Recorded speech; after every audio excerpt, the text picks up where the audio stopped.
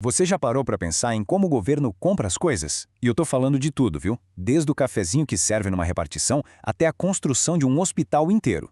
Existe toda uma burocracia, um monte de regras por trás disso. E hoje, a gente vai mergulhar na maior mudança que aconteceu nesse processo nos últimos tempos, a nova lei de licitações. No fundo, a grande pergunta é essa, né? Como o governo gasta o nosso dinheiro? Afinal, é grana que sai do nosso imposto. Então, entender como esse gasto funciona não é só um detalhe técnico, não. É uma questão de cidadania mesmo. Para a gente entender bem essa história, nosso roteiro vai ser o seguinte. Primeiro, vamos falar da nova lei em si. Depois, a gente mergulha na importância do planejamento. Na sequência, as diferentes formas de comprar. Aí, como as coisas saem do papel e viram realidade. E, para fechar, vamos falar de transparência e do nosso papel nisso tudo. Beleza.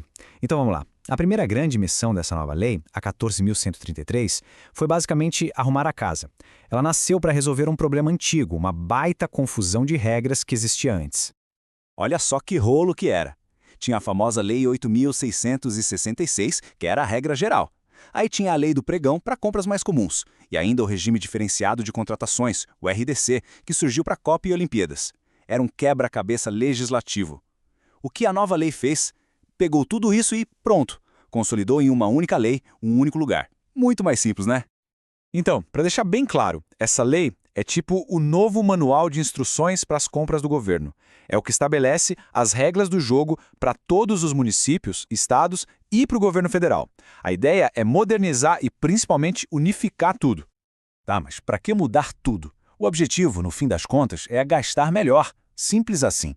Isso significa ser mais eficiente, fazer o dinheiro render mais. Significa também dar mais transparência, para todo mundo poder ver o que está acontecendo.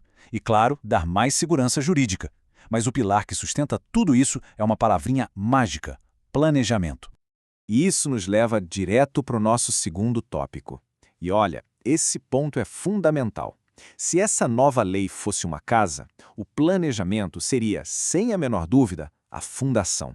O alicerce mesmo. E aqui está a grande virada de chave, a mudança de mentalidade. Antes, o planejamento era muitas vezes só para cumprir tabela, sabe? Uma formalidade. Agora, não. Ele se tornou a etapa mais importante de todas. A ideia é acabar com aquelas histórias de obra que para na metade, de compra sem necessidade. A ordem é: primeiro pense, estude, planeje. Só depois gaste.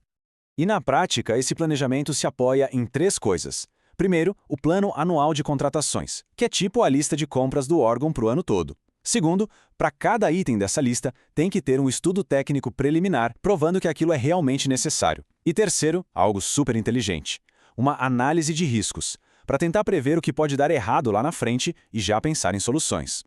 Certo, o plano está pronto, tudo foi escodado. E agora?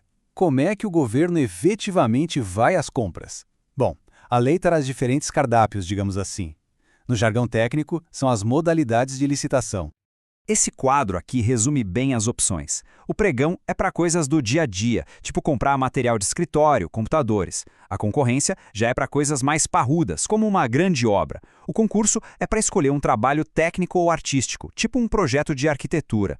O leilão, como o nome diz, é para vender bens do governo. E aí tem a grande novidade, que vale a pena a gente olhar com mais calma: o diálogo competitivo.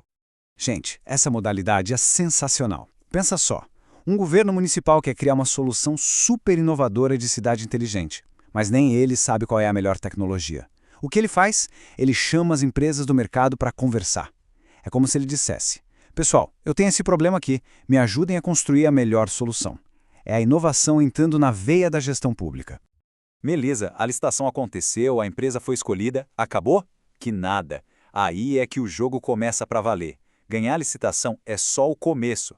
A fase mais crítica é garantir que aquilo que está no contrato seja entregue direitinho. Todo contrato público segue mais ou menos esse ciclo. Primeiro, ele é assinado. Depois, a empresa começa a executar o serviço ou a entregar o produto. E aqui vem o pulo do gato, a fiscalização. O tempo todo tem que ter gente do governo acompanhando para ver se está tudo nos conformes. O pagamento só sai depois dessa checagem. E o contrato só acaba quando está tudo 100% cumprido. E para essa fiscalização não ser só pro forma, a lei foi bem explícita. Todo santo contrato precisa ter um gestor e um fiscal. Pessoas com nome e sobrenome responsáveis por aquele acompanhamento. Isso cria uma responsabilidade direta, sabe? Tem alguém ali com a caneta na mão garantindo que o dinheiro público está sendo bem usado. E para amarrar todo esse processo tem um último pilar, que talvez seja o mais importante para nós, cidadãos: o controle.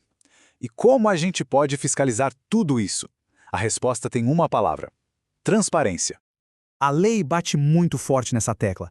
Tudo, absolutamente tudo, tem que ser público, transparente, às claras. E ela não ficou só no discurso, não. Para transformar isso em realidade, a lei criou uma ferramenta poderosíssima. Esse portal, o PNCP, é uma das maiores revoluções da lei. Pensa nele como um grande Google das compras públicas. Antes, você tinha que caçar informações em diários oficiais, em dezenas de sites diferentes. Era uma loucura. Agora, está tudo concentrado num lugar só. Isso muda o jogo para o controle social. Fica infinitamente mais fácil para qualquer pessoa ver quem está comprando o quê, de quem e por quanto. Então, o resumo da ópera é este.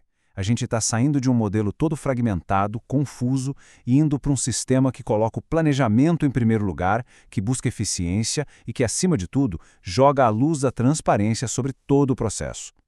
Olha, a lei no papel é excelente. Ela dá as ferramentas certas, moderniza muita coisa, mas a gente sabe o grande desafio é tirar isso do papel e fazer acontecer lá na ponta, em cada prefeitura, em cada órgão público.